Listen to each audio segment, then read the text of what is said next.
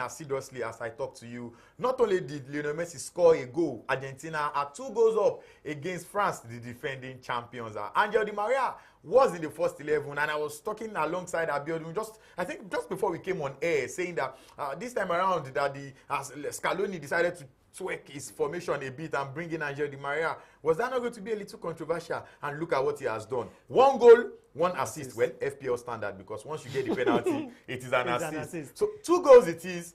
France down, not out. Lionel Messi and Argentina up on their way to breaking and making a record. The most unpredictable start to a World Cup final, if you ask me.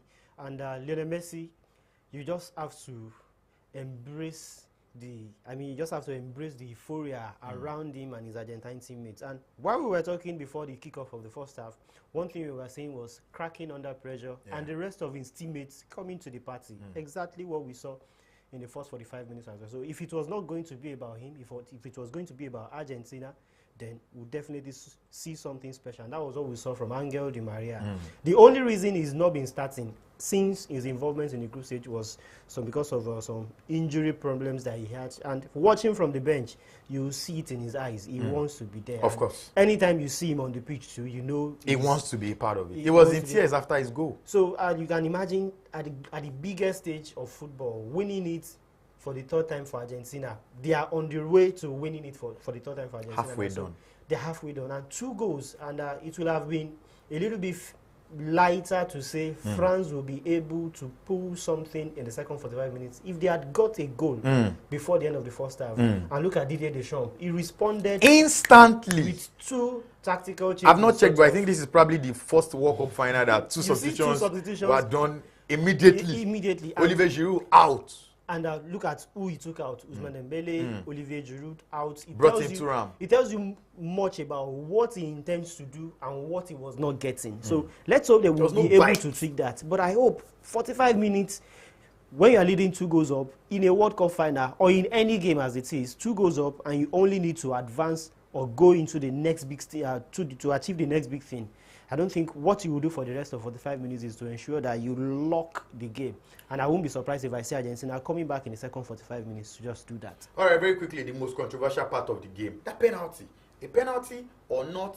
Did we need VAR? Was it soft? Was it FIFA low fix? Because some people have been saying, were they trying to enthrone Lionel Messi? Or did you just think his nature is part of football? Well, from the trend that I saw immediately after the penalty was awarded and after Argentina took the lead, a lot of people started saying their fear was not Argentina, their fear was the referee. But guess where those kind of tweets are coming from? They are coming from France. Bro. So, soft or not soft, a penalty is a penalty, a foul is a foul. Does it answer the question of impeding your opponent? If he says yes, it's a foul. If it's in the box, it's a foul, it's a penalty, and that is just the advantage. Ousmane Dembele, I probably have a second thought that if Dembele was a defender in that situation, Di Maria would not have dribbled him so easily in the first instance. Then chasing me on the other hand, you have no business nudging your marker from behind. He will go to ground easily. Whether soft or not, it was in the box and it was just a dummy. Di Maria sold it, he bought it, 1-0 Argentina, and from there, fire. Is there any pathway for France to come back? Because looking at the statistics, they've been awful. The shots on goal have been not there at all. Towards Argentina. The performances on the pitch, it is crystal clear to even the blind that Argentina are presently playing and they are better. Do you think there's a pathway to a French victory? Any light at all? It is very slim because at this point, Argentina lead by 2-0 and we are going into the second half. What you do is lock the game at this point. Like I said, if they've got a goal before the end of the first half, definitely we'll be singing songs of comeback. But it will be much more difficult to do in the second game. But going by the awful performance we saw in the first half, if France really want to prove the points, then we should be ready for another drama in the second 45 minutes. If there's anything the Argentine team know how to do very well, they know how to concede. Sure. And if there's anything the French know how to do, they know how to score. Do you think the Argentine have enough to lock out the arsenal of the French team? They've done it in previous rounds. They were only lucky against Australia not to have bottled it while they were trying to lock the game as I speak. But I'm afraid because Mbappe has not really come to the party for France in this final. And that might be very key to what France will be able to do. Giroud is out. Ousmane Dembele, on the other hand, is out. We saw something in the last game that France played when Mbappe was given a central role to unlock the defense of the opponent, and we saw it. I was surprised that even after the 2 substitutions, Mbappe was still sticking to the left-hand side of the pitch. So it will be integral to what Deschamps and France will be able to do. So how much they are able to deploy him now effectively will determine what or whether France will be able to pull a comeback. I think we should switch over to the Argentines now. They are 45 minutes away from glory. The Argentines are 45 minutes away from a dream. Lionel Messi fans are 45 minutes away from something they have never, ever seen before. You could see the players playing obviously for Lionel Messi, celebrating that like they've never done before. Do you think it's done and dusted? It is not. There is still a lot to play for at this point. The only thing that is flattering is the scoreline, and it makes it difficult for the opponent to come back. So at this point, it's about who needs it. Like we mentioned in the hall, in the free marketplace of watching that we had, it's about who needs it more. We've seen the passion, we've seen the strength in these Argentine players. We've not seen the same thing in the French players, because eventually, whoever wins between them will be winning the 3rd World Cup. France had just won it in the last edition in 2018. So it doesn't really look like they seem a little bit carefree with their approach to this final. But for Argentina, they will also be winning it for the 3rd time if they go ahead to win. But there is a factor. They need to crown the king of their football at this moment and give him a befitting departing gift as it is. So that looks like an extra motivation for Argentina to do this. Very quickly, you are Scaloni. What are you telling your players after 45 minutes? No doubt. Come back, lock the game. Maybe Messi in the middle, maybe one other person up front. Every other person behind the ball. Do it diligently till the end of the 45 minutes. Just lock the game. Frustrate the opponent. And you are Didier Deschamps. What are you telling your boys? Keep pressing. Attack, attack, and attack. But be careful on the counter, because that is another way that you can just shatter everything and it will all be over before you even try to pull one back. Now, you know the beauty of what is happening with the Argentine team. If that, as for me, they do not have too many superstars. Probably Lionel Messi, but take him out. Where does De Paul play? We all know he plays at Atletico Madrid. Where does McAllister play? A resurgent Brighton team. Where does Alvarez play? He's not starting at Manchester City. Angel Di Maria is on the free side of PSG. Paulo Dybala, his career was going down the drain.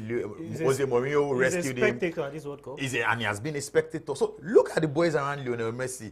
Emi Martinez playing for Aston Villa, who are done that not as spectacular. So look at the boys around Lionel Messi. Even Lionel Messi, at 35 years of age, at the time people probably feel this is not the best of Lionel Messi. But somehow he has redefined his role. You can say thank you penalties. You can say thank you Lionel Messi for scoring them. But one way or the other, after the Saudi Arabian game, they've been coming back to back to back. And if you ask me, I think their best game before this one was against Croatia. And people just thought the French team have been better. But look at what is happening in the final. Throwing apart the French, throwing them over to the Lions, treating them they are like a Nigerian team in blue jersey.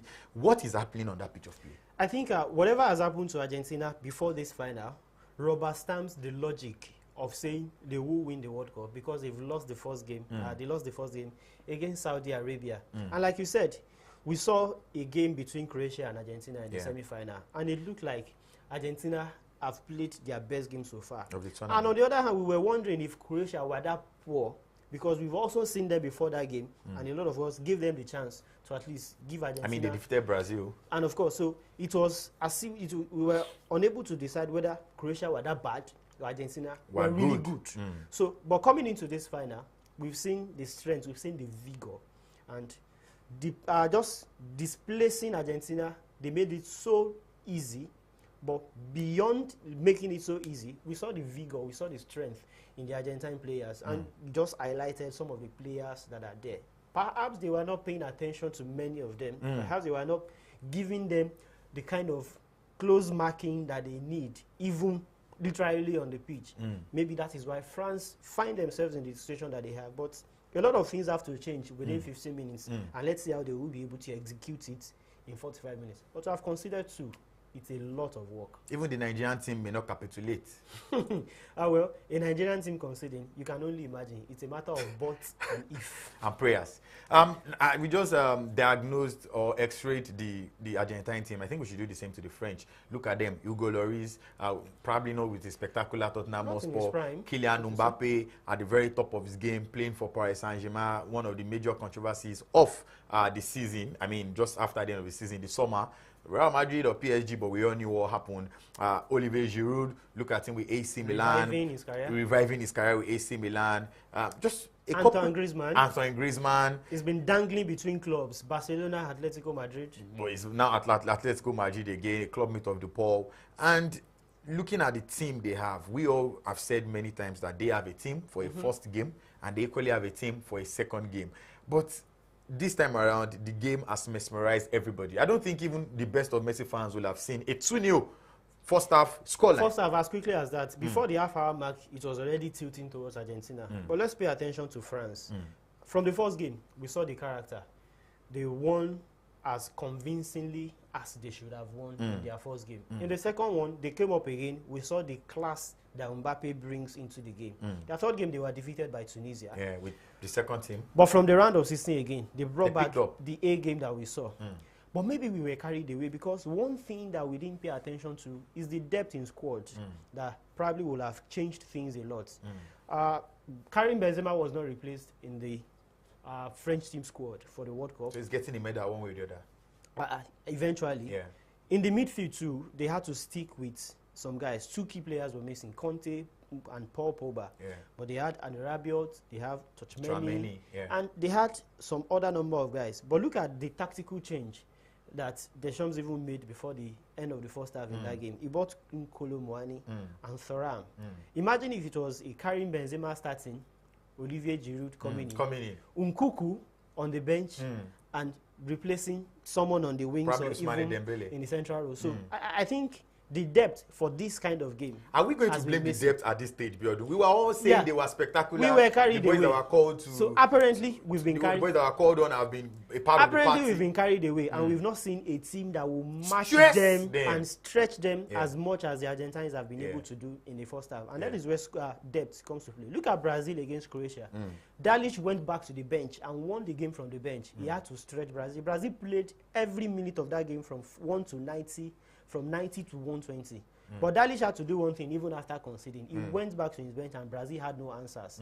And at this point too, Deschamps might have answered Argentina in some way. But how good, how sound are those changes? So because it's a lot of work. This is not 1-0. It is 2-0 in the World Cup final. You don't need one goal, but you need two. Two more. And that two is even to, stay up on your feet before you probably push into extra time or something. And maybe I need to mention something about Hugo Lloris. Not in his prime.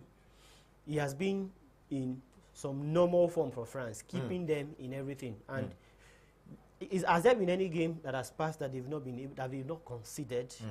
The answer is has it been spectacular? Because at some point when Di Maria was up against him one-on-one for that second goal, I knew it was up to the I think there was little or nothing he could do. It was up to the goalkeeper at some point. It depends on how good. He did it all by diving to his near post, because that is number one rule of a goalkeeper. Depending on how the near post comes first. Depending on how good a goalkeeper is one-on-one. But I think at some point he hesitated a little bit, and that gave. He was probably avoiding another penalty and a red card, which could have trashed the game. Eventually, he gave Di Maria the space and time he needed to do what he does best. Remember what he did against Nigeria sometimes in and the celebration.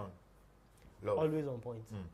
All right, I think it's time for us to go now and be a part of the second half. The whole world is watching. The whole world is waiting. Clinical transmogrification of football is happening at the moment. Lionel Messi, touted to be one of the greatest players football has ever seen. Just before this final, lots and lots and lots and lots of stuff was said about him. Is he going to win it? Is he going to lose it? Is he going to bottle the second final? Is he going to be crowned the greatest of all time of football? Is he going to be remembered in history, especially when it concerns Argentina and his national team? These questions will definitely be answered in the next 45 minutes. We'll be back after the end of the game. 45 minutes ending, extra time, penalties, we do not know. But regardless of what the option is, we'll be back. Don't go nowhere.